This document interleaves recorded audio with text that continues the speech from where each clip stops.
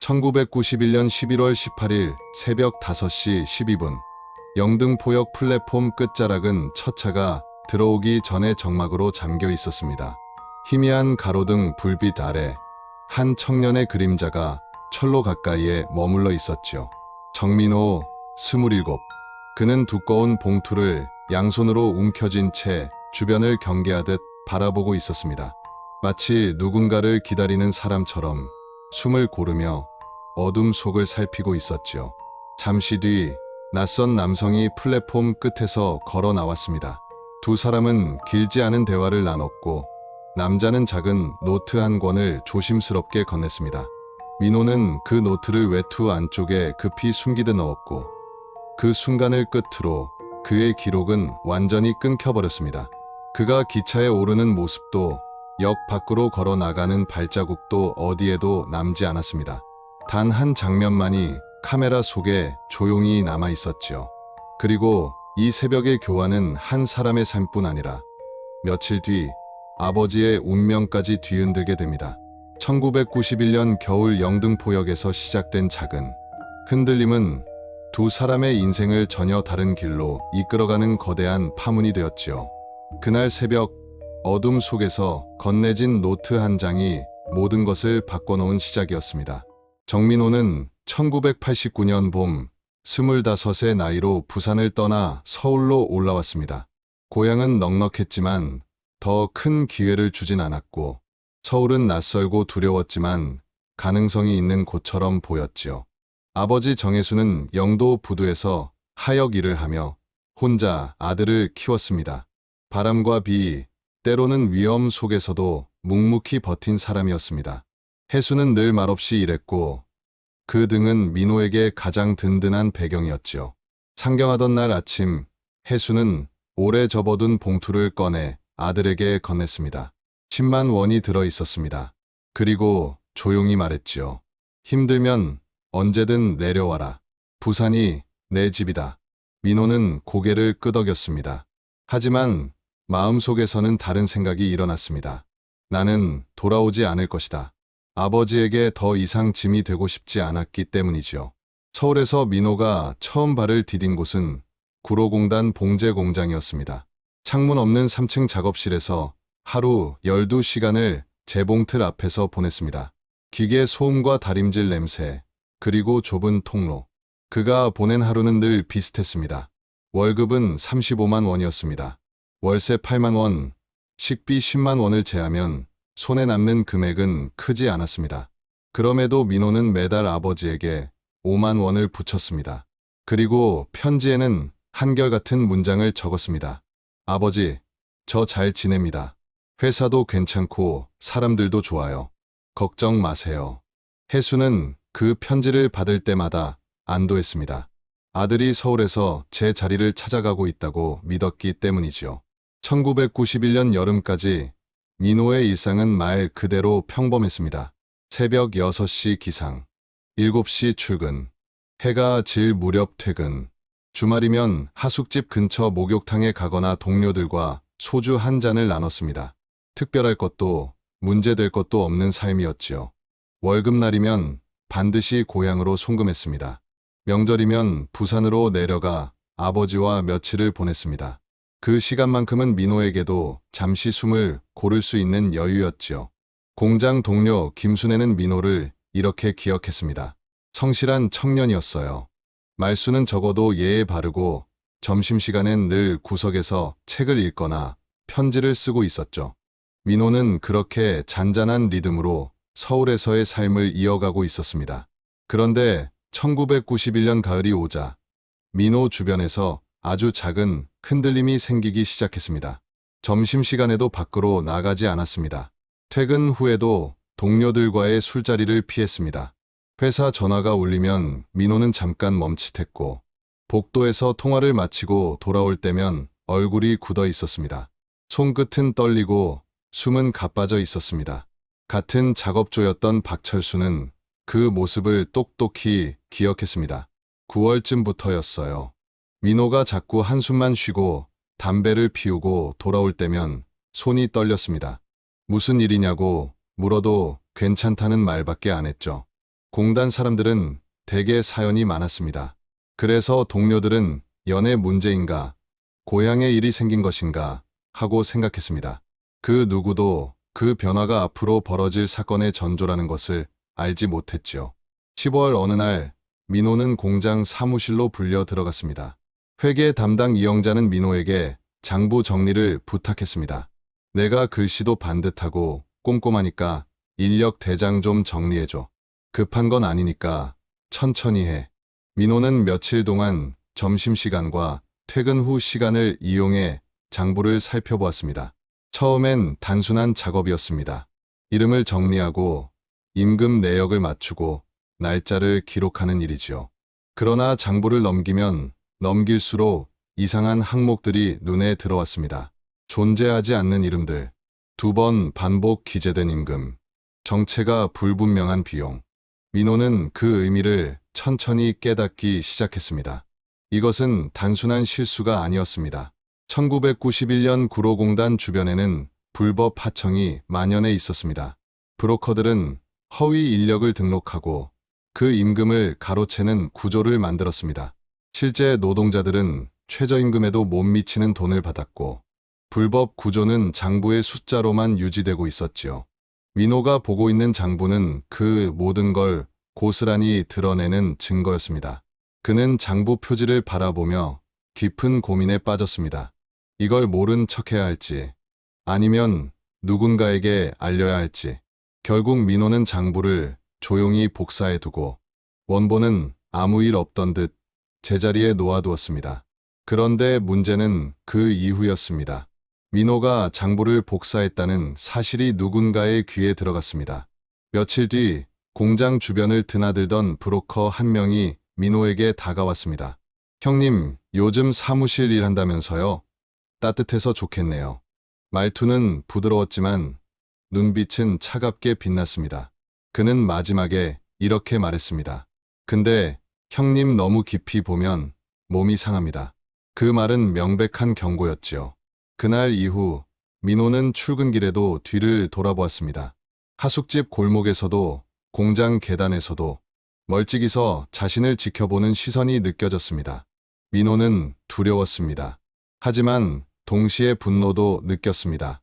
고향을 떠나 올라온 젊은 노동자들이 이렇게 착취당하고도 입을 열 수 없는 현실이 견딜 수 없었기 때문이지요. 그는 복사해둔 장부를 쥐고 고민했습니다. 경찰에 가져갈까? 신문사에 제보할까? 그러나 1991년의 현실에서는 그 선택이 오히려 위험할 수 있다는 사실을 잘 알고 있었습니다. 민호는 결국 다른 길을 선택했습니다. 이 문제를 제대로 다룰 수 있는 사람, 노동조합 간부나 시민단체 관계자 같은 사람을 찾아 나서기로 했습니다. 그러나 시간은 민호를 기다려주지 않았습니다.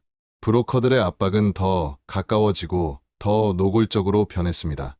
11월 초 하숙집 문 앞에 쪽지가 붙어 있었습니다. 형님, 조용히 삽시다. 가족은 소중하잖아요. 그제야 민호는 깨달았습니다. 그들이 자신의 신상뿐 아니라 부산에 있는 아버지의 존재까지 파악하고 있다는 사실을요. 민호는 결심했습니다. 더 늦기 전에 장부를 넘기고 이 일에서 벗어나야 한다고요. 그리고 11월 17일 밤 누군가에게 전화를 걸었습니다. 다음 날 새벽 영등포역에서 만나기로 했죠. 그러나 부산에 있는 아버지 정혜수는 이 모든 것을 전혀 알지 못했습니다. 아들의 편지에는 언제나 괜찮다는 말만 적혀 있었고 혜수는 그 말만 믿었습니다. 10월 편지에는 이렇게 적혀 있었습니다. 요즘 일이 좀 바쁘지만 괜찮습니다. 조만간 내려갈게요. 혜수는 그 문장을 읽으며 흐뭇하게 웃었습니다. 아들이 회사에서 인정을 받고 있다고 생각했기 때문이지요. 하지만 그 평범해 보이던 일상은 이미 오래전부터 금이 가 있었고 1991년 11월 그 금은 마침내 되돌릴 수 없는 균열로 변해가고 있었지요. 1991년 11월 17일 일요일 오후 3시였습니다. 정민호는 구로공단 봉제공장 3층 사무실 문을 조심스럽게 밀고 들어갔습니다. 주말이라 공장은 쉬는 날이었지만 민호는 그날 유난히 마음이 불안해 특별히 출근한 상태였습니다. 평소라면 잠겨 있어야 할 사무실 문이 그날은 열려 있었고 회계 담당 이영자 씨도 책상 앞에 앉아 있었습니다. 민호 씨, 무슨 일이에요? 이영자는 의아한 표정으로 물었습니다. 민호는 잠시 숨을 골랐고 결국 결심한 듯 입을 열었습니다. 누나, 제가 정리한 장부 말인데요. 좀 이상한 게 있어서요. 그 말을 듣는 순간 이영자의 표정이 굳어졌습니다. 무슨 소리예요? 민호는 조심스럽게 복사해둔 장부 일부를 꺼내 책상 위에 펼쳤습니다. 이 사람들 실제로 일한 적이 없잖아요. 그런데 임금이 계속 나가고 있어요. 그 순간 사무실 문이 갑자기 열리며 누군가 들어왔습니다. 공장장 박기철이었습니다. 박기철은 책상 위 서류를 본 뒤 민호에게 차갑게 물었습니다. 뭐 하는 거야? 민호는 당황했지만 침착하려 했습니다. 저 장부 정리하다가 이상한 점이 있어서. 그러나 박기철은 민호의 말을 들을 생각조차 없었습니다. 내가 할 일이나 해. 쓸데없는데 눈 돌리지 말고. 민호는 물러서지 않았습니다. 하지만 이건 명백히 잘못된 거잖아요. 없는 사람 이름으로 돈이 나가고. 박기철의 목소리가 갑자기 높아졌습니다. 야, 정민호, 내가 뭔데 이걸 따져? 내 일부터 똑바로 해. 이영자는 당황해 민호를 말리려 했지만 민호의 손은 이미 진실을 붙잡은 사람의 손처럼 단단했습니다. 전 이거 신고할 겁니다. 이건 불법이잖아요. 순간 박기철의 눈빛이 얼음처럼 식었습니다. 신고, 내가, 너 지금 뭐 하는 줄은 알고 하는 소리냐? 민호는 떨리는 손으로 복사본을 봉투에 넣으며 말했습니다. 저도 압니다. 이거 브로커들하고 엮인 거잖아요. 전 더 이상 모른 척할 수 없어요. 박기철은 민호에게 돌진의 서류를 빼앗으려 했지만 민호는 몸을 틀어 재빨리 뒤로 물러났습니다. 돌려줘. 정민호. 안 돼요. 저 이미 복사해뒀습니다. 민호의 말에 박기철의 얼굴이 순식간에 창백해졌습니다. 민호는 대화가 더 이상 의미 없다는 듯 사무실을 나섰습니다. 복도 끝에서 그 모습을 본 야간 경비 최동식 씨는 후에 경찰 조사에서 이렇게 증언했습니다. 민호 씨가 뛰어나가더라고요. 품에 뭔가를 꼭 안고 뒤에서 공장장이 소리 지르는 것도 들렸습니다. 민호는 급히 하숙집으로 돌아갔습니다. 영등포구 당산동 3가 골목 안쪽에 있는 2층 단독주택을 개조한 작은 하숙집이었습니다. 방으로 들어온 민호는 문을 잠그고 봉투를 다시 확인했습니다. 그 안에는 장부 복사본과 몇 장의 메모가 들어 있었습니다. 민호는 숨을 고르며 공중전화 카드를 챙겨 들고 골목 입구로 걸어갔습니다. 하숙집 바로 앞 공중전화 부스였습니다. 민호는 수첩에서 번호를 찾아 다이얼을 돌렸습니다. 신호음이 이어지고 잠시 후 누군가 전화를 받았습니다. 여보세요? 저 지난번 말씀드렸던 사람인데요. 내일 새벽에 만날 수 있을까요? 전화 너머 목소리가 조용히 물었습니다. 어디서요? 영등포역이요. 첫 차 오기 전에. 알겠습니다. 몇 시에? 5시요. 5시 15분쯤. 플랫폼 끝에서 기다릴게요. 전화를 끄는 민호는 무심코 뒤를 돌아보았습니다. 바로 그 순간 골목 어귀에 낯선 검은색 포니가 서 있었습니다. 차 안에 누군가 앉아 있었지만 어둠에 가려 얼굴은 보이지 않았습니다. 민호의 심장이 덜컥 내려앉았습니다. 그는 급히 하숙집으로 들어가 문을 잠갔습니다. 그날 밤 민호는 거의 잠을 이루지 못했습니다. 하숙집 주인 김복순 씨는 훗날 이렇게 말했습니다. 민호 씨 방에서 뒤척이는 소리가 계속 났어요. 새벽 4시쯤엔 화장실 다녀오는 발소리도 들리고 뭔가 많이 불안해 보였지요. 1991년 11월 18일 월요일 새벽 4시 40분. 민호는 방을 나섰습니다. 검은 점퍼, 청바지, 운동화. 가방은 없었고 봉투 하나만 두 손으로 꼭 쥐고 있었습니다. 민호는 하숙집 문을 천천히 열고 골목을 빠져나갔습니다. 새벽 공기는 차가웠고 거리는 고요했습니다. 가로등 아래로 길게 늘어진 민호의 그림자만이 그를 따라가고 있었지요. 민호는 영등포역 방향으로 걸었습니다. 가까운 거리였지만 그는 몇 번이나 뒤를 돌아보았습니다. 누군가 따라오는 느낌이 들었지만 길 위에는 아무도 없었습니다. 새벽 4시 58분. 민호는 영등포역에 도착했습니다. 역사는 아직 문이 닫혀 있었고 플랫폼만 개방된 상태였습니다. 민호는 계단을 올라 한번 플랫폼으로 들어갔습니다. 초겨울의 플랫폼에는 첫 차를 기다리는 사람들이 몇 명 서 있었습니다. 밤새 일하고 돌아가는 사람, 새벽 출근하는 노동자들. 민호는 플랫폼 끝, 조명이 약한 구석으로 향했습니다. 벽에 기대어 시계를 봤습니다. 5시 12분. 약속 시간까지 3분 남았습니다. 그때였습니다. 플랫폼 반대편 끝에서 한 남자가 걸어왔습니다.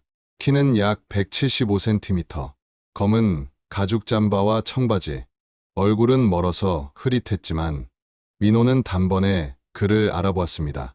지난 며칠 동안 자신을 미행하던 그 브로커였습니다. 민호의 몸이 얼어붙었습니다. 아니, 이 사람은 아니잖아. 브로커는 천천히 민호에게 다가왔습니다. 정민호 씨? 민호는 대답하지 않았습니다. 한 걸음 뒤로 물러섰습니다. 잠깐 얘기 좀 합시다. 오해가 있는 것 같아서요. 브로커의 목소리는 부드러웠지만 눈빛은 그렇지 않았습니다. 전 할 말 없습니다. 비켜주세요. 브로커는 민호의 움직임을 가로막듯 더 가까이 왔습니다. 왜 그래요? 그냥 대화 좀 하자고요. 이 장면을 목격한 사람이 있었습니다. 첫 차를 기다리던 택시기사 이상호 씨였습니다.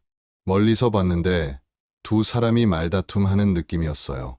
한 사람은 계속 뒤로 물러서고 다른 사람은 계속 다가가고 분위기가 이상했죠. 이상호 씨는 계속 그 둘을 지켜보았습니다. 약 2분 뒤 브로커는 작은 노트 같은 것을 꺼내 민호에게 건넸습니다. 민호는 망설였지만 결국 그 노트를 받아 가슴 안주머니에 넣었습니다. 브로커는 민호의 어깨에 손을 올리고 무언가 짧게 속삭였습니다. 새벽 5시 17분. 첫 차가 들어온다는 안내방송이 울렸습니다. 사람들은 하나둘 설로 가까이 모여들었고 이상호 씨도 기차를 타기 위해 앞으로 나섰습니다. 그 찰나 민호와 브로커는 시야에서 완전히 사라졌습니다. 기차가 서고 사람들이 탑승했습니다. 이상호 씨는 객차 안에서 창밖을 살폈지만 두 사람의 모습은 어디에도 보이지 않았습니다. 기차에 탄 것 같지도 않았어요. 플랫폼에도 없고 그냥 사라진 겁니다. 새벽 6시. 공장 동료 박철수가 영등포역을 지나갔습니다. 평소처럼 출근하는 사람들뿐이었고 민호의 모습은 보이지 않았습니다. 오전 7시. 공장에서도 민호가 나타나지 않았습니다. 관리자가 하숙집에 전화를 걸자 주인은 민호가 새벽에 나간 뒤 돌아오지 않았다고 말했습니다. 저녁 6시. 공장은 민호의 무단 결근을 기록했습니다. 그날 밤 민호의 하숙집 방문 앞에는 새로운 쪽지가 붙어 있었습니다. 형님, 조용히 하는 게 서로 좋아요. 11월 19일 화요일. 민호는 여전히 나타나지 않았습니다. 하숙집 주인은 경찰에 신고하려 했지만 요즘 젊은 사람들 하루 이틀 집 나가는 일 많다는 주변의 반응에 망설였습니다. 11월 20일 수요일. 부산에서 아버지 정혜수에게 연락이 갔습니다. 아들이 사흘째 연락이 되지 않는다는 이야기였습니다. 혜수는 마음이 무거워졌습니다. 그리고 바로 서울행을 준비했습니다. 11월 21일 목요일 밤. 혜수는 부산역에서 야간 열차에 올랐습니다. 창밖을 바라보며 생각했습니다. 아들에게 무슨 일이 생긴 걸까? 아니면 그냥 바쁜 걸까? 설마 그런 일은 없겠지. 하지만 그때 이미 모든 일은 시작되고 있었던 것입니다. 1991년 11월 18일 새벽 5시 17분. 영등포역 플랫폼 끝. 정민호는 그곳에서 누군가를 만났고 작은 노트를 건네받았습니다. 그리고 그 순간 이후 그 어떤 기록도 남아있지 않았습니다. 기차에 오른 흔적도 역 밖으로 나간 흔적도 없었습니다. 27 청년 정민호. 그는 그렇게 새벽의 어둠 속으로 사라졌습니다. 손에 쥐었던 봉투와 함께, 가슴에 넣었던 노트와 함께, 그리고 아무도 알지 못하는 운명의 새벽으로 사라져갔습니다. 1991년 11월 21일 목요일 저녁 9시 20분이었습니다. 부산역 플랫폼에서 정혜수는 서울행 무궁화호 야간 열차에 올랐습니다. 61살. 영도 부두에서 30년 넘게 하역 일을 해온 그의 손은 거칠었습니다. 하지만 그 손은 지금 작은 떨림을 숨기지 못하고 있었습니다. 아들에게서 사흘째 연락이 없었습니다. 전화를 걸 때마다 하숙집 주인은 아직 안 들어왔어요라고 말했을 뿐이지요. 처음에는 그저 이렇게 생각했습니다. 바빠서 그러겠지. 공장 일이 몰리면 늦게까지 잔업을 하는 날이 많았기 때문입니다. 둘째 날도 기다렸습니다. 내일쯤 연락 오겠지. 그러나 사흘째 혜수는 더 이상 기다릴 수 없었습니다. 가슴 한쪽이 주저앉는 것처럼 아팠습니다. 무언가 잘못됐다는 직감이 밀려왔습니다. 열차는 밤새 어둠 속을 달렸습니다. 혜수는 눈을 붙이지 못한 채 창밖을 바라보았습니다. 스쳐 지나가는 간이역의 불빛들, 비척이며 지나가는 어둠. 혜수는 지갑 안쪽 포켓에서 민호의 사진을 꺼냈습니다. 2년 전 명절에 찍은 사진이었습니다. 25 청년의 얼굴에는 환한 미소가 있었지요. 아버지, 저 서울 가서 돈 많이 벌어올게요. 그날 아들이 했던 말이 떠올랐습니다. 혜수는 말렸습니다. 서울 가면 고생만 한다. 부산에 있어라. 그러나 민호는 웃으며 대답했습니다. 저 이제 어른이에요. 제 길은 제가 정할게요. 혜수는 결국 아들을 보내주었습니다. 그로부터 2년이 지나 있었습니다. 1991년 11월 22일 금요일 새벽 6시 10분 서울역에 열차가 도착했습니다. 혜수는 잠시 역 대합실에 앉아 숨을 돌린 뒤 손에 쥔 메모를 꺼내 적힌 주소를 다시 확인했습니다. 영등포구 당산동 3가 127번지 민호의 하숙집 주소였습니다. 혜수는 난생 처음 지하철을 탔습니다. 복잡한 노선도는 이해하기 어려웠고 주변 사람들은 빠른 걸음으로 지나갔습니다. 그 흐름에 밀려 당산역에서 겨우 내려섰습니다. 역 앞에서 길을 물었습니다. 127번지가 어디입니까? 사람들은 바쁜 걸음으로 지나쳐갔고 한 노인이 가까스로 방향을 알려주었습니다. 오전 8시 민호의 하숙집 앞 2층짜리 낡은 건물이었습니다. 바렌 페인트, 좁은 계단, 오래된 대문. 혜수는 초인종을 눌렀습니다. 하숙집 주인 김복순 씨가 문을 열었습니다. 누구세요? 저 정민호 아버지입니다. 부산에서 올라왔습니다. 그 말에 김복순 씨의 표정이 어두워졌습니다. 아, 아버님. 들어오세요. 혜수는 민호의 방으로 안내받았습니다. 2층 끝방. 문을 여니 좁은 방 안에 이불, 책상, 옷가지가 그대로 있었습니다. 그러나 민호는 없었습니다. 김복순 씨는 조심스럽게 말했습니다. 아드님이 월요일 새벽에 나간 뒤로 안 들어왔어요. 저도 걱정했는데. 혜수는 방 안을 천천히 둘러봤습니다. 책상 위에는 편지지와 볼펜이 놓여 있었고 옷장엔 민호의 옷들이 그대로 걸려 있었습니다. 마치 금방 돌아올 사람의 흔적처럼 보였지요. 아이가 무슨 말 안 했습니까? 어디 간다거나. 아니요. 그냥 봉투 하나 들고 조용히 나가더라고요. 봉투요? 네. 두꺼운 봉투였어요. 양손으로 꽉 쥐고 나가길래 혜수의 가슴이 먹먹해졌습니다. 혹시 요새 이상한 점은 없었습니까? 김복순 씨는 잠시 생각하더니 말했습니다. 글쎄요, 표정이 좀 안 좋긴 했어요. 밤에 잠도 잘 못 자는 것 같았고. 그리고요? 문 앞에 쪽지가 붙은 적이 있어요. 뭐라고 써 있었는지 모르겠는데 민호 씨가 아주 급하게 떼더라고요. 혜수는 곧장 민호의 직장으로 향했습니다. 구로공단 봉제공장. 하숙집에서 버스를 2번 갈아타고 1시간을 더 가야 했습니다. 6층 건물 앞에서 혜수는 경비에게 말했습니다. 제 아들 정민호를 찾으러 왔습니다. 경비는 관리실에 전화를 걸었고 잠시 뒤 관리자가 내려왔습니다. 정민호 아버지시라고요? 네. 아들이 며칠째 연락이 안 돼서요. 관리자의 눈빛이 흔들렸습니다. 실은 월요일부터 무단결근 중입니다. 무단결근이라니요. 우리 아들이 그럴 애가 아닌데. 저희도 이상하긴 했는데 연락이 안 되더라고요. 혜수는 공장 안으로 들어가 민호의 동료들을 만났습니다. 박철수는 말했습니다. 아버님, 민호 형은 정말 성실한 사람이었어요. 근데 며칠 전부터 많이 힘들어 보였어요. 무슨 일이 있었습니까? 확실히는 모르는데 장부 정리 맡고부터 얼굴이 안 좋았어요. 여직공 김순애도 말했습니다. 민호 씨가 일요일에 공장 나온 거 봤어요. 주말인데 웬일인가 했죠. 사무실에서 누가랑 싸우는 소리도 들렸고요. 누구하고요? 잘은 모르겠는데 공장장님 목소리 같았어요. 혜수는 공장장 박기철을 찾았습니다. 그러나 박기철은 만나주지 않았습니다. 바쁘다는 말뿐이었습니다. 혜수는 사무실 앞에서 몇 시간을 기다렸지만 박기철은 끝내 모습을 드러내지 않았습니다. 오후 3시, 혜수는 영등포경찰서를 찾았습니다. 민원실에서 실종 신고를 하려 했습니다. 형사는 서류를 받으며 물었습니다. 이름이요? 정민호입니다. 나이는요? 27입니다. 실종 일시는 11월 18일 새벽입니다. 형사는 한숨을 쉬며 말했습니다. 성인 남성이네요. 며칠 안 됐습니다. 그래도 찾아줘야 하지 않습니까? 아버님, 젊은 사람들은 가출 많이 합니다. 며칠 있으면 돌아와요. 혜수는 애원했습니다.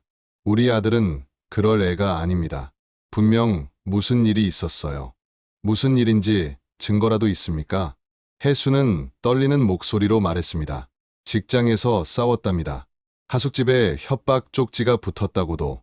형사는 고개를 저었습니다. 아버님, 요즘 실종 신고가 수백 건입니다. 성인은 사흘 이상 지나야 수사 시작할 수 있어요. 일주일만 더 기다려보세요. 혜수는 절망했습니다. 경찰도 누구도 그의 말을 믿지 않았습니다. 1991년 서울에서는 사라지는 사람들이 너무 많았습니다. 지방에서 올라온 노동자들, 빚에 쫓긴 사람들, 가정을 버리고 떠난 사람들. 민호는 그 수많은 사람들 중 하나로만 기록될 위기였습니다. 혜수는 혼자 아들을 찾기 시작했습니다. 영등포역 플랫폼을 돌며 물었습니다. 18일 새벽에 27쯤 된 청년 못 봤습니까? 영무원은 말했습니다. 새벽엔 사람이 많아서 모르겠어요. 영등포시장을 돌며 상인들에게 사진을 보여줬습니다.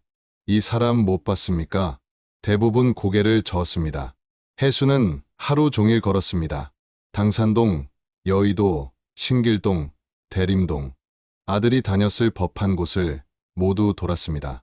저녁이 되면 하숙집으로 돌아와 민호의 방에서 잠을 청했습니다. 아들의 이불을 덮고 아들의 냄새가 남아있는 방에서 기도했습니다. 제발 무사하게 해주십시오. 11월 23일 토요일, 혜수는 다시 공장을 찾았습니다. 주말이라 문은 닫혀 있었지만 야간 경비 최동식 씨가 있었습니다. 일요일에 무슨 일 있었는지 아십니까? 혜수의 질문에 경비는 말했습니다. 그날 민호 씨가 사무실에서 뛰어나가는 걸 봤어요. 뭔가 품에 안고 표정이 좋지 않더라고요. 그 뒤로는요? 글쎄요. 건물 밖으로 나가는 걸 마지막으로 봤습니다. 혜수는 경비에게 부탁했습니다. 혹시 아들이 오면 꼭 연락 좀 해주십시오. 그는 부산 집 번호를 적어주었습니다. 11월 24일 일요일, 혜수는 다시 영등포역을 찾았습니다. 아들이 마지막으로 서 있었던 플랫폼 끝. 그곳에서 한참을 서 있었습니다. 혹시 사고라도 당했을까? 철로 아래를 내려다봤지만 기록은 없었습니다. 혜수는 역 주변을 돌았습니다. 역 앞 국밥집, 선술집, 여관들. 이 사람 못 봤습니까? 아들의 사진을 보이며 물었지만 누구도 기억하지 못했습니다. 11월 25일 월요일, 민호가 사라진 지 정확히 일주일이었습니다. 혜수는 다시 경찰서를 찾았습니다. 이번엔 정식으로 실종 신고서를 작성했습니다. 형사는 말했습니다. 수사는 하겠지만 기대는 하지 마세요. 성인 실종은 대부분 본인이 원해서 떠나는 겁니다. 혜수는 말문이 막혔습니다. 허무했습니다. 절망스러웠습니다. 아들은 그냥 또 하나의 실종 청년으로 취급될 뿐이었습니다. 혜수는 그날도 영등포 거리를 돌았습니다. 하루 종일 걸었습니다. 발에 물집이 잡히고 다리가 저렸지만 멈출 수 없었습니다. 아들을 찾기 위해서였습니다. 사람들은 그를 이상하게 쳐다봤습니다. 저 노인네, 뭐야? 아들 찾는다잖아. 가출했나 보지. 해수는 아무 말도 하지 않았습니다. 그저 아들만 찾으면 된다는 생각뿐이었습니다. 그리고 1991년 11월 25일 저녁, 해수의 모습도 사라졌습니다. 그날 오후, 영등포 시장 근처에서 한 상인이 그를 봤습니다. 시장 뒷골목으로 걸어가더라고요. 누군가와 통화하는 것 같았어요. 그것이 마지막 목격이었습니다. 그 뒤로 해수의 행적은 완전히 끊겼습니다. 하숙집에도 돌아오지 않았고 경찰서에도 나타나지 않았습니다.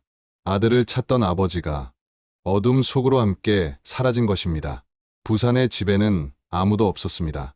아들도 아버지도 없는 빈집만 남았습니다. 1991년 11월 27일 수요일 아침이었습니다. 영등포 지역 신문 서울남부일보 사회면 하단 한 구석, 세 단짜리 작은 기사가 실렸습니다. 영등포 부자 잇따라 실종 가출 추정. 기사는 짧았습니다. 정민호 27가 11월 18일 사라졌고 그를 찾으러 부산에서 올라온 아버지 정혜수 60일 역시 25일 실종됐다는 사실. 단지 그뿐이었습니다. 15줄 남짓한 문장 속에서 사라진 이유도 남겨진 정황도 수사가 어떻게 진행되고 있는지도 설명되지 않았습니다. 경찰 관계자의 말만 한 줄 인용되어 있었습니다. 성인 남성의 가출 가능성이 높으며 자발적 실종으로 보인다. 그 문장으로 기사는 끝이었습니다. 두 사람의 사라짐을 다룬 사상 첫 보도였고 마지막 보도이기도 했습니다. 경찰 내부의 무심함. 영등포경찰서 강력계 이철수 형사는 이 사건을 맡았지만 의욕은 없었습니다. 또 가출이네. 그의 책상 위에는 이미 실종 신고서가 두껍게 쌓여 있었습니다. 91년 영등포서 관할에서만 실종 신고는 83건. 그중 대부분은 스스로 돌아왔고 20%는 영영 나타나지 않았습니다. 범죄로 이어진 사건은 10%뿐이었지요. 정민호 사건은 그저 그 범주 안에 하나 더 추가된 것일 뿐이었습니다. 빚 때문이겠지. 공단 노동자들 다 그래. 사채 쓰고 못 갚으면 튀는 거야.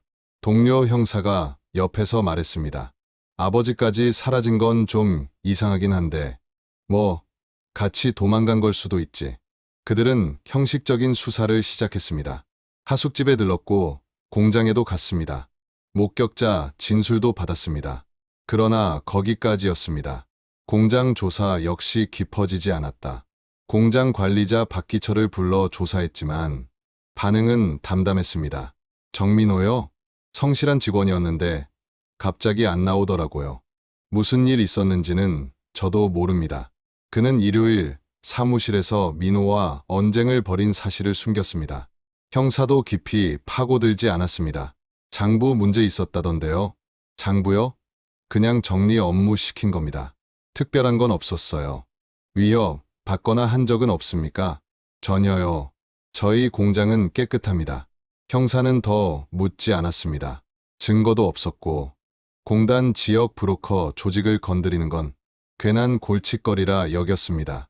결국 가출로 처리하는 편이 낫다는 분위기였습니다. 언론의 무관심. 서울남부일보 기자 최윤석이 처음 기사를 올렸을 때 부장의 반응은 냉담했습니다. 부자 실종? 그게 뭐 특별해? 아버지가 아들 찾으러 왔다가 같이 사라진 거잖습니까? 뭔가 있는 것 같습니다. 있긴 뭐가 있어.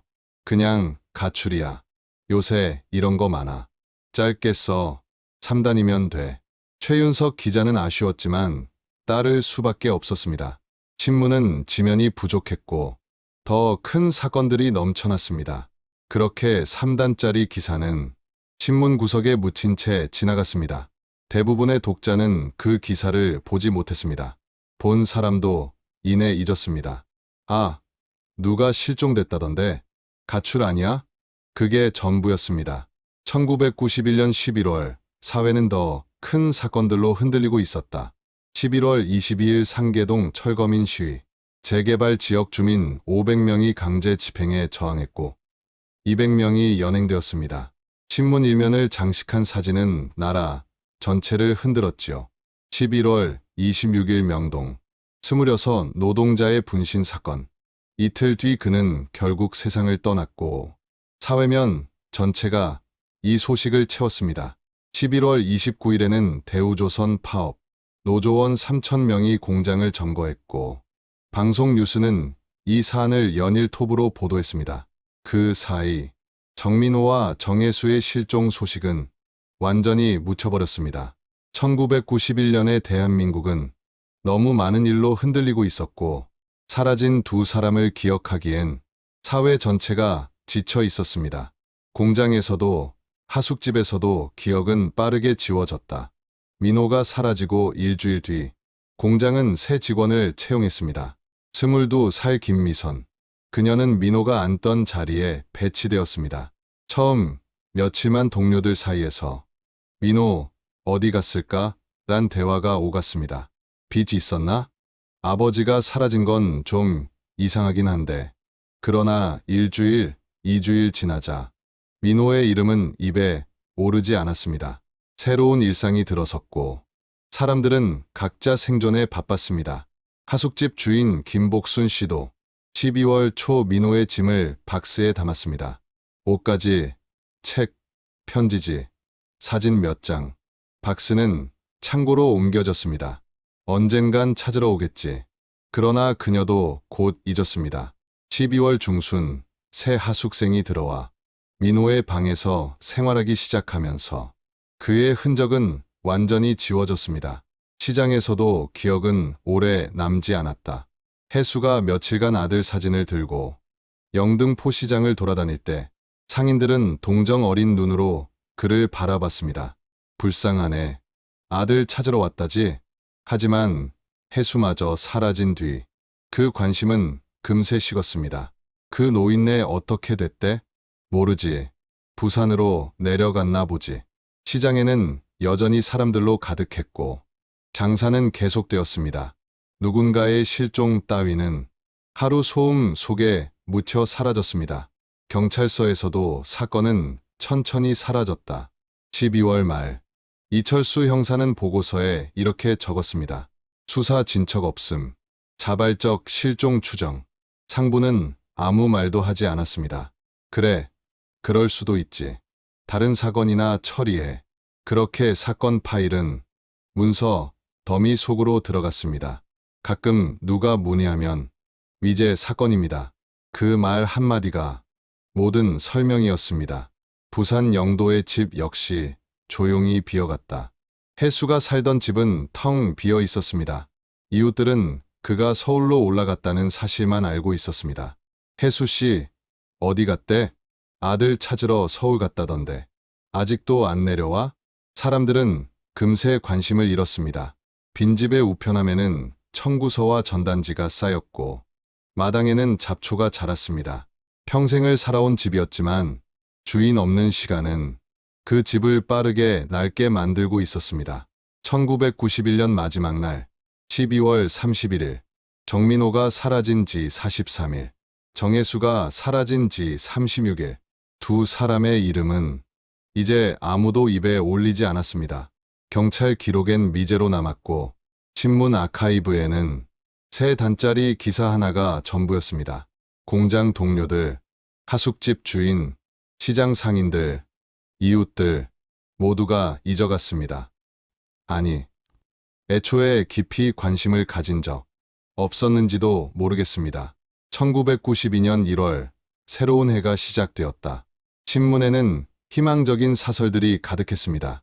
92년 새로운 도약의 해, 경제 성장률 전망, 올림픽 이후의 발전상, 국민소득 상승, 밝은 이야기들 뿐이었습니다. 그 어디에도 사라진 두 사람의 이름은 없었습니다. 정민호, 정혜수. 그들은 성장하는 도시의 그림자였고 번영하는 사회의 작은 균열이었습니다. 그러나 아무도 그 그림자를 굳이 들여다보려 하지 않았습니다. 1991년 겨울 영등포 어딘가에서 한 아들과 한 아버지가 사라졌습니다. 한 사람은 진실을 밝히려 했고, 한 사람은 가족을 찾으려 했습니다. 그러나 그들을 기억하기엔 도시는 너무 바쁘고 사람들은 너무 지쳐 있었습니다. 그들의 실종은 도시의 소음 속으로 묻혀갔습니다. 조용히, 완전히, 그리고 아무도 모르게. 1991년 겨울이 끝나갈 무렵 정민호와 정혜수는 이미 존재하지 않는 사람들이 되어 있었습니다. 1991년 12월 10일 화요일 오후 2시였습니다. 영등포시장 뒷골목. 고물상을 운영하는 장덕구 씨는 오래된 폐창고를 정리하고 있었습니다. 시장 재개발 이야기가 나오면서 철거가 예정된 곳이었고, 그 전에 쓸만한 물건을 골라내는 작업이었죠. 창고는 10년 넘게 방치된 건물이었습니다. 녹슨 철문을 밀어 열자 곰팡이 냄새와 먼지가 한꺼번에 밀려 나왔습니다. 장덕구는 손전등을 켜고 천천히 안으로 들어갔습니다. 낡은 나무 상자들, 찢어진 천막, 부러진 가구들. 대부분은 이미 쓰레기나 다름없었습니다. 그러던 중 창고 안쪽 깊은 구석, 철제 선반과 벽 사이 좁은 공간에서 장덕구는 이상한 것을 발견했습니다. 검은색 점퍼 한 벌이 구겨진 채 바닥에 놓여 있었습니다. 이게 뭐지? 그는 점퍼를 집어들었습니다.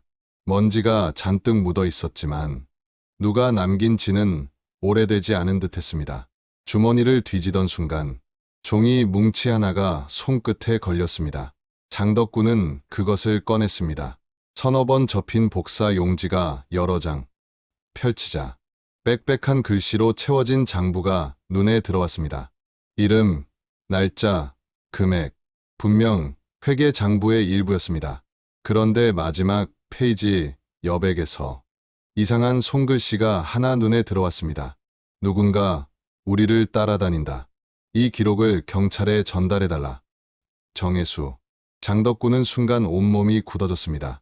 이건 단순히 버려진 옷도 종이도 아니었습니다. 명백히 누군가가 숨겨둔 물건이었습니다.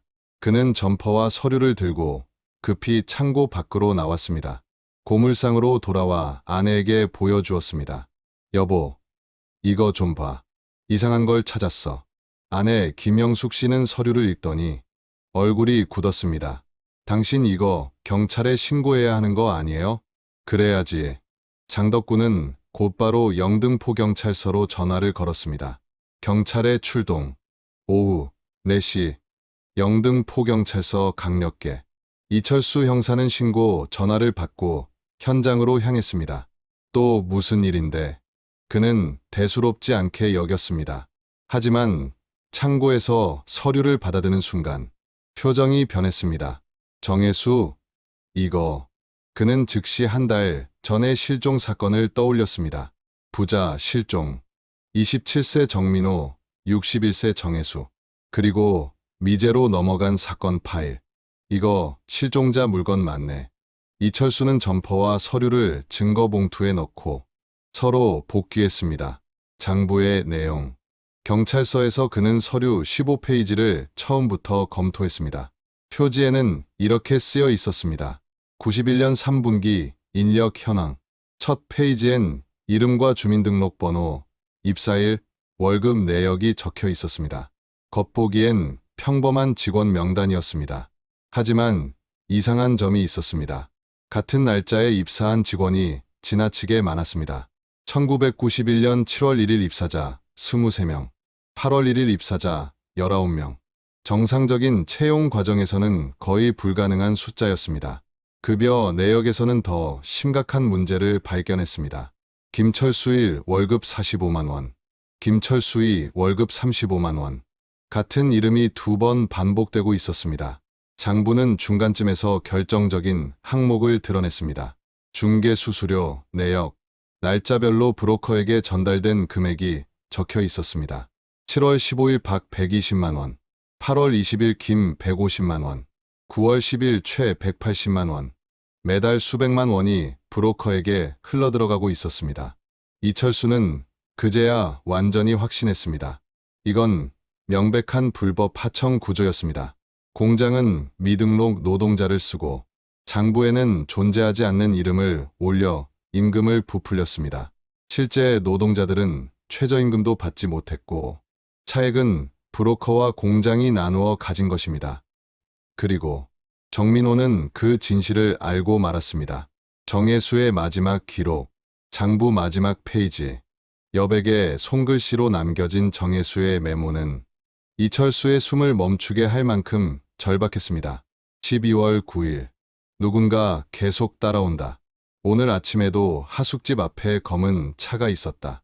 민호가 본 게 이거라면 아들은 위험에 처한 거다. 이 기록을 반드시 경찰에 전달해야 한다. 하지만 내가 경찰서에 가면 그들이 알 것 같다. 일단 이걸 숨겨두고 기회를 봐야겠다. 민호야, 아빠가 꼭 진실을 밝힐게. 메모는 거기서 끝났습니다. 그리고 정혜수는 그 메모를 쓴 다음 날 사라졌습니다. 수사의 전환점. 이철수는 즉시 팀장 박승호 경위에게 보고했습니다. 팀장님, 정민호 사건 단순 가출 아닙니다. 불법 하청 조직이 연루된 것 같습니다. 박승호는 서류를 넘기며 얼굴이 굳어졌습니다. 이거 생각보다 큼직한데 재수사 들어가야 합니다. 좋아. 관련자들 전부 다시 조사해. 공장장 조사. 12월 11일. 이철수는 장부 복사본을 들고 구로공단 봉제 공장을 다시 찾았습니다. 공장장 박기철은 서류를 보는 순간 얼굴이 하얗게 질렸습니다. 이게 어디서? 정혜수 씨가 남긴 겁니다. 설명하시죠. 박기철은 얼버무렸습니다. 저는 불법 하청 쓴 거 인정하시죠? 그건 민호 씨가 장부 본 거 알고 있었습니까? 박기철은 결국 고개를 숙였습니다. 네. 그 뒤로 어떻게 된 겁니까? 저는 아무것도 안 했습니다. 민호가 그냥 나간 겁니다. 일요일 사무실에서 고함친 것 다 들었습니다. 그건 대화였어요. 대화? 신고하겠다는 사람한테? 박기철의 이마에서 식은땀이 흘렀습니다. 브로커, 추적, 장부에 나온 브로커, 이름들. 박, 김, 최. 수소문 끝에 이철수는 박진수 38를 특정했습니다. 영등포 1대 인력 브로커였습니다. 12월 13일. 그는 박진수를 임의동행했습니다. 조사실에서 박진수는 잡아떼기 시작했습니다. 저는 합법적으로 일자리 소개만 했어요. 미등록 노동자 쓰고 장부 조작한 게 합법입니까? 그건 공장에서 한 거지. 저는 정민호 아십니까? 박진수의 눈빛이 흔들렸습니다. 모릅니다. 11월 18일 새벽. 영등포역에서 민호 만나셨죠? 아니요. 전 절대. 이철수는 목격자 진술서를 꺼냈습니다. 택시기사가 다 봤습니다. 박진수는 입술을 깨물었습니다. 그건 우연히, 새벽 5시에 우연히 장부 얘기하셨죠? 박진수는 침묵했습니다. 더는 진전되지 않았습니다. 실종된 아버지의 동선. 오후에 이철수는 민호의 하숙집으로 향했습니다. 김복순 씨에게 다시 물었습니다. 그 시기 이상한 차 본 적 있습니까? 아, 검은 폰이요. 골목에 자주 서 있었어요. 민호 씨 나간 뒤에도 몇 번 봤고 혜수 씨 계실 때도 있었어요. 정혜수의 메모와 일치했습니다. 누군가 그들을 감시한 것입니다. 영등포 시장 상인들에게도 다시 물었습니다. 한 상인이 말했습니다. 9일 저녁에 노인 한 분이 급하게 뒷골목으로 가던 거 봤어요. 뭐 하나 들고. 점퍼였습니까? 그런 것 같기도 하고. 어두워서 잘은 모르지만 누가 뒤에 있었던 것도 같아요. 증언은 불명확했지만 혜수가 장부를 숨기기 위해 폐창고로 향했던 사실은 분명했습니다. 보고서. 12월 14일. 이철수는 중간 보고서를 올렸습니다. 정민호는 불법 하청 장부를 발견했고 이를 신고하려 했습니다. 브로커 조직이 이를 알아채고 그를 추적했으며 11월 18일 영등포역에서 접촉 후 실종되었습니다. 정혜수는 아들을 찾던 중 같은 장부 복사본을 입수했고 경찰에 전달하려다 12월 9일 실종되었습니다. 두 사건 모두 조직적 범죄와 연관된 것으로 보입니다. 서장은 심각하게 받아들였습니다. 언론 세기 전에 제대로 수사해야겠다. 그러나 수사는 쉽지 않았습니다. 브로커들은 입을 다물었고 공장 관계자들은 책임을 피했습니다. 목격자들도 확실한 증언을 주지 못했습니다. 무엇보다 결정적 증거가 없었습니다. 장부는 불법의 증거였지만 실종과 직접 연결하기엔 부족했습니다. 정민호와 정혜수가 어디 있는지 살아있는지조차 알 수 없었습니다. 1991년 겨울의 끝자락, 단서는 드러났지만 진실은 여전히 안개 속이었습니다. 정혜수의 메모에 적힌 문장. 누군가 우리를 따라다닌다. 그 절박한 글씨는 두 사람이 마지막 순간까지 얼마나 두려워했는지를 보여줬습니다.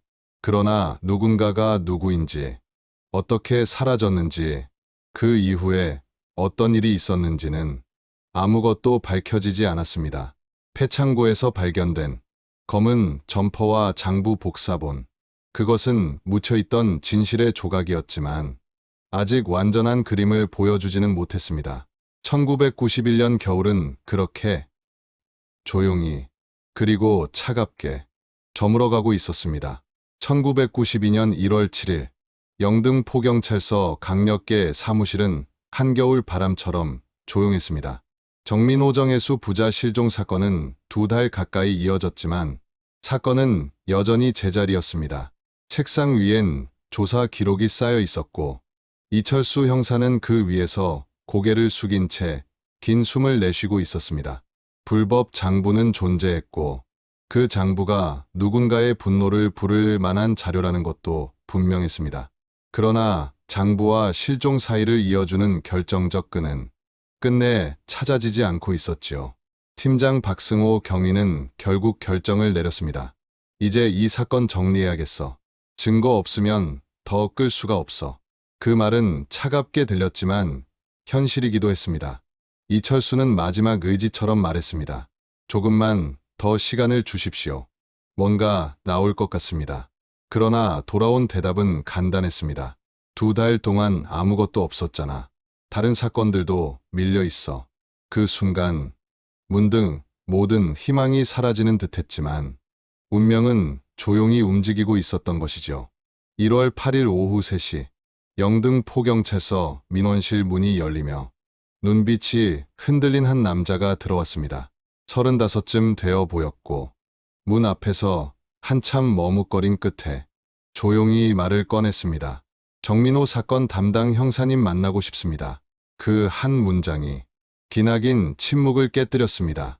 조사실 문이 닫히자 남자는 손을 모은 채 떨리는 목소리로 말했습니다. 저는 김태수라고 합니다. 구로공단 봉제공장에서 일했습니다. 민호 씨랑 같은 작업조였습니다. 그 말만으로도 이철수는 몸을 바로 세웠습니다. 사실은 제가 숨기고 있던 게 있습니다. 말끝이 묵직하게 떨어졌습니다. 민호 씨가 장부를 복사한 사실. 이미 브로커들이 알고 있었습니다. 저는 그걸 알면서도 말하지 않았습니다. 어떻게 그걸 알았는지 묻자 김태수는 1991년 11월 17일로 돌아갔습니다. 일요일이었어요. 제가 공장 근처를 지나다가 민호 씨가 사무실에서 나오는 걸 봤습니다. 얼굴이 완전히 하얘져 있었어요. 그리고 뒤이어 박기철 공장장이 나왔습니다. 전화를 걸었고 제가 가까이 있어서 들렸습니다. 정민호가 장부 복사했다. 처리해야 한다. 그렇게 말했습니다. 조용한 조사실 안에 숨소리 하나가 크게 들릴 만큼 긴장이 흘렀습니다. 김태수는 이어서 말했습니다. 그날 밤이었습니다. 박진수라는 브로커가 조직 사람들과 함께 공장에 왔습니다. 야간 근무 중이었는데 정민호 어디 있냐고 묻더니 하숙집 주소까지 알아갔습니다. 경비가 겁이 나서 알려줬습니다. 그 사람들은 대놓고 무서운 존재였습니다. 그 말은 18일 새벽 영등포역에서 벌어진 장면에 보이지 않던 뒷면을 보여주고 있었습니다. 김태수는 숨을 고르고 다음 이야기를 이어갔습니다. 정민호 씨가 사라지고 며칠 뒤부터 그 아버지가 공장을 찾아왔잖아요. 공장 주변을 돌며 아들을 찾는 모습이 보였는데 그걸 전부 브로커들이 알고 있었습니다. 누군가 계속 보고한 것 같았습니다. 혜수 씨가 누구를 만나고 어디를 가고 전부요. 그 말을 들은 순간 이철수는 손끝이 식어가는 느낌을 받았습니다. 한 노인이 아들을 찾으러 다니던 시간은 누군가의 감시 아래 있었던 것이지요. 12월 초였습니다. 박진수가 통화하는 소리를 들었습니다. 노인네가 계속 돌아다닌다. 장부 이야기까지 하면 곤란하다. 조용히 시켜야 한다. 그 말이 아직도 귀에 남아 있습니다. 그리고 결정적인 순간. 12월 9일입니다. 퇴근길이었는데 영등포 시장 쪽에서 혜수 아저씨가 보였습니다. 뭔가 들고 급하게 걸어가고 있었어요. 그런데 뒤에서 남자 둘이 따라가고 있었습니다. 덩치 큰 사람들이었고 브로커 조직 사람들이라고 느껴졌습니다. 혜수 아저씨가 뒷골목으로 들어가자 그들도 그대로 따라 들어갔습니다. 조사실 안이 무겁게 가라앉았습니다. 왜 신고하지 않았냐는 질문에 김태수는 힘없이 고개를 숙였습니다. 무서웠습니다. 저도 죽을까봐. 그래서 말하지 못했습니다. 그 한 문장은 그가 얼마나 오래 죄책감 속에서 살았는지 설명하지 않아도 느껴지는 말이었지요. 29일쯤 공장을 그만뒀습니다. 밤마다 악몽을 꿨습니다. 민호 형이 혜수 아저씨가 왜 말하지 않았냐고 묻는 꿈이었습니다. 그래서 이제는 말해야겠다 싶었습니다. 그 고백은 2달간 멈춰있던 사건을 다시 움직이게 만들었습니다. 이철수는 김태수의 증언을 토대로 바로 재수사에 들어갔습니다. 1991년 11월 정민호는 불법 장부를 발견했고 그 장부를 복사했습니다. 공장장은 브로커에게 알렸고 그날 밤부터 그를 추적했습니다. 18일 새벽 영등포역 민호는 누군가를 기다렸지만 그보다 먼저 그를 두고 있던 사람들이 다가왔습니다. 그리고 한 달 뒤 정혜수는 아들을 찾다가 같은 장부를 손에 넣었고 그 장부를 숨긴 바로 다음 날 누군가의 뒤를 따라 영등포의 어둠 속으로 사라졌습니다. 1월 10일 브로커 박진수는 더 이상 발뺌할 수 없었고 공장장 박기철 역시 압박에 못 이겨 고개를 숙였습니다. 이제 사건의 구조는 드러났습니다. 그러나 가장 중요한 한 가지만은 끝내 밝혀지지 않았습니다. 정민호는 어디에 있는가? 정혜수는 어디에 있는가?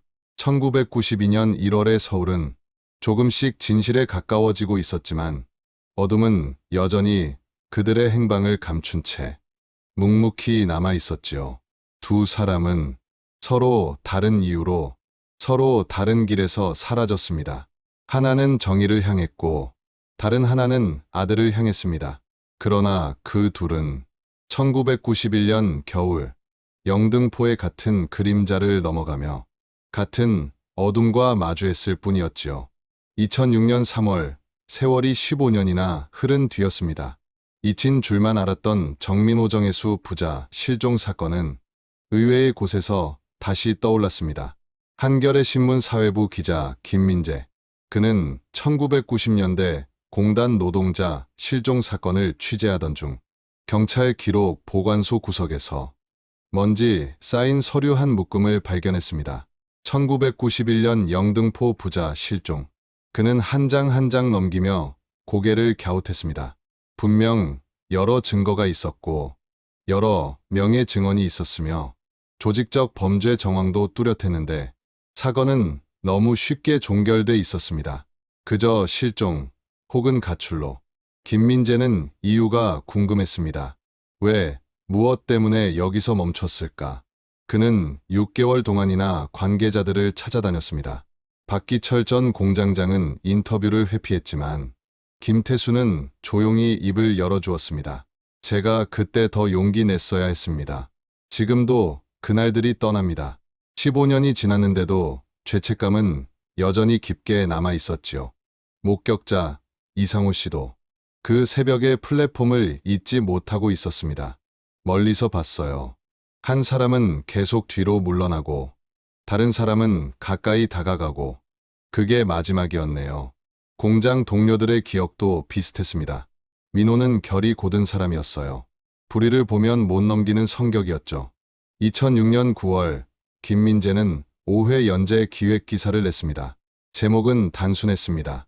잊힌 실종, 묻힌 진실.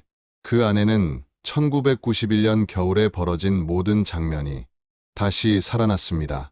독자들은 분노했고 커뮤니티에서는 재수사 요구가 터졌습니다. 이게 어떻게 그냥 넘어간 사건입니까? 여론은 빠르게 커졌고 결국 검찰이 움직이기 시작했습니다. 2006년 10월 서울서부지검은 사건을 다시 열었습니다. 담당 검사 이정민은 당시 수사 기록을 보고 혀를 찼습니다.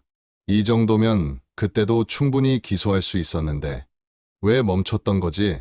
90년대 초반 공단과 정치권을 잇는 복잡한 이권 구조는 수사 방향을 막아 세웠습니다.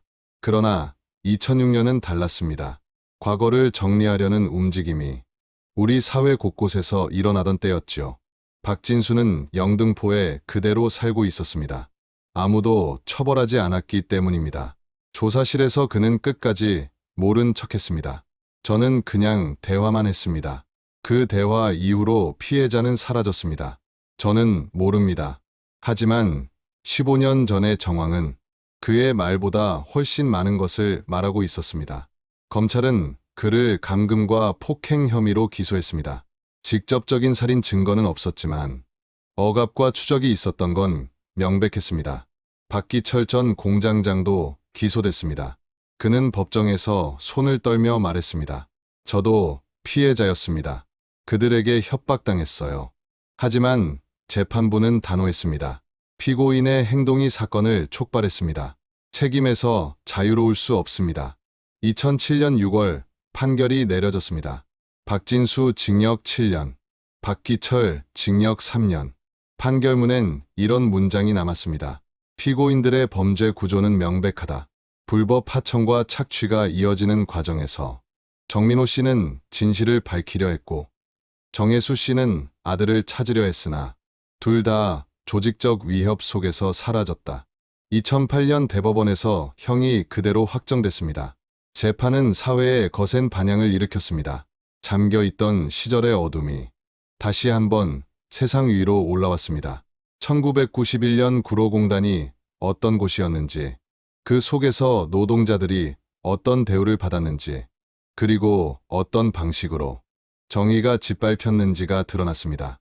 언론은 매일같이 보도했습니다.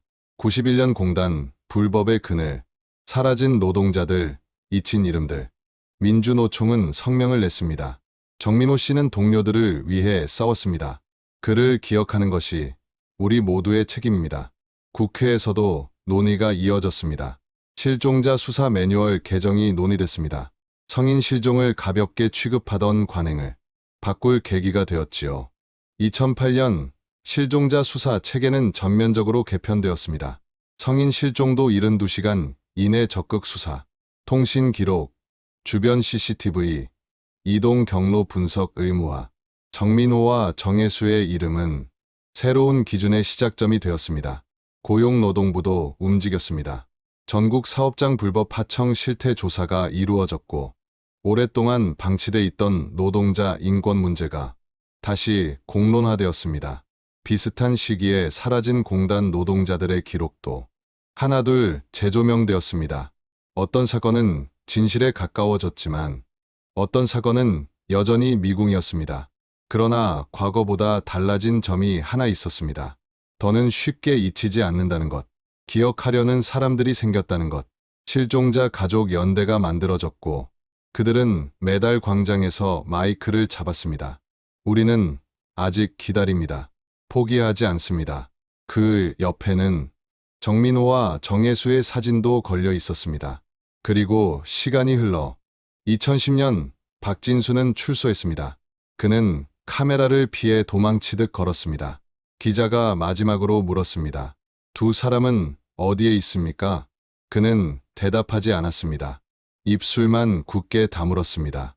진실은 그 한 문장조차 그의 입 밖으로 나오지 않았습니다. 2015년 KBS 추적 60분에서 사건이 다시 재구성되었습니다. 화면 속 1991년의 영등포는 지금보다 훨씬 어둡고 습한 공기가 가득했습니다.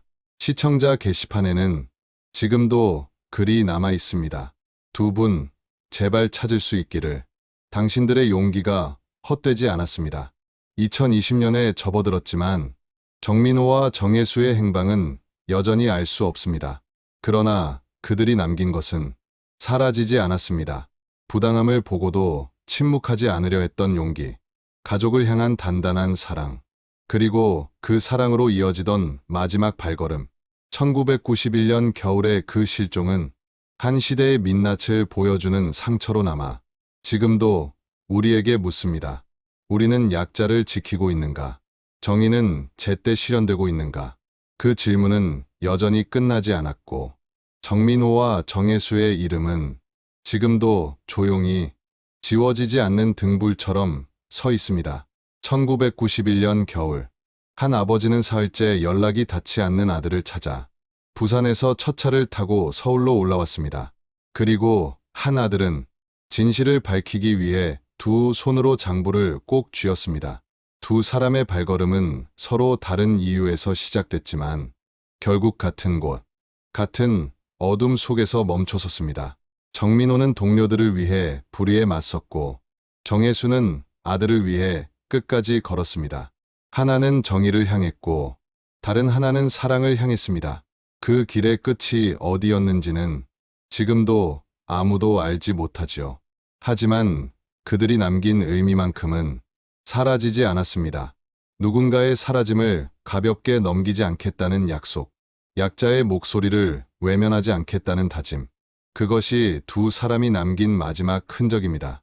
기억은 시간이 흐르면 흐릿해지고 흐릿해지다가 어느 순간 사라지기도 하지만 어떤 진실은, 어떤 사랑은 그 모든 흐름을 뚫고 남습니다. 1991년 11월 18일, 1991년 12월 9일. 두 날짜는 아직도 공백으로 남아있지만 그 안을 채우고 있는 감정만은 지워지지 않았습니다. 우리가 그들을 기억하려는 순간 그 기억은 단순한 회상이 아니라 다시는 같은 일이 반복되지 않아야 한다는 조용한 책임이 됩니다. 구독은 잊지 않겠다는 아주 작은 행동이죠. 무심한 도시의 소음 속에서 사라진 사람들의 흔적을 다시 한번 불러내는 약속이기도 합니다. 이야기는 여기서 끝났지만 남겨진 이들의 기다림과 상처는 여전히 현재형으로 남아 있습니다. 그 상처가 조금이라도 옅어지길 바라는 마음으로 우리는 오늘도 또 한 번 기록합니다. 함께해 주셔서 감사합니다. 지금까지 실종의 흔적이었습니다.